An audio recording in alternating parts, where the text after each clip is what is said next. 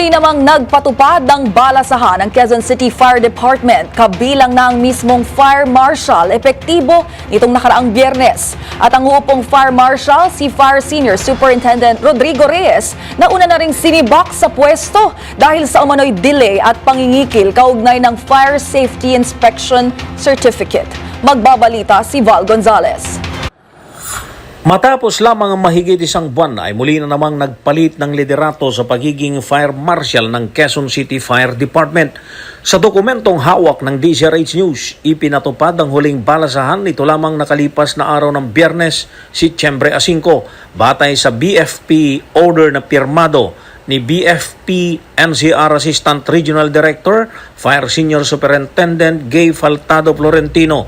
Ibinalik na muli sa pwesto si Fire Senior Superintendent Rodrigo Reyes bilang uupong Fire Marshal ng Quezon City. Si Reyes ay una nang sinibak sa pwesto dahil sa usapin ng backlog sa FSIC o Fire Safety Inspection Certificate at mga aligasyon o reklamo tungkol sa panghihingi o mano ng bayad bago ilabas ang SIC sa mga establishmento. Nangyari ang palitan at palitang muli ng pwesto sa loob lamang ng isang buwan at isang linggo.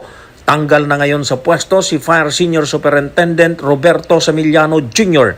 na inilipat sa Office of the Regional Director ng BFP NCR. Inaalmahan ngayon ng mga operatiba ng BFP na nasa mabababang ranggo ang revolving door policy na pinatutupad ngayon sa pagpili ng Fire Marshal sa Quezon City. Ito'y dahil ang dalawa ay una nang nagpalitan ng pwesto noon lamang July 29, 2025. Ito na ang panglimang beses na nagpapatupad ng balasahan sa pagiging pinuno ng VFP Quezon City matapos na masipak noon ang matagal na naupong Fire Marshal ng lungsod na si Fire Senior Superintendent Aristotle Banyaga. Mahigit isang taon na ang nakalilipas. Para sa MBC TV Network News, ako si Val Gonzalez, DZRH, una sa Pilipinas, una sa Pilipino.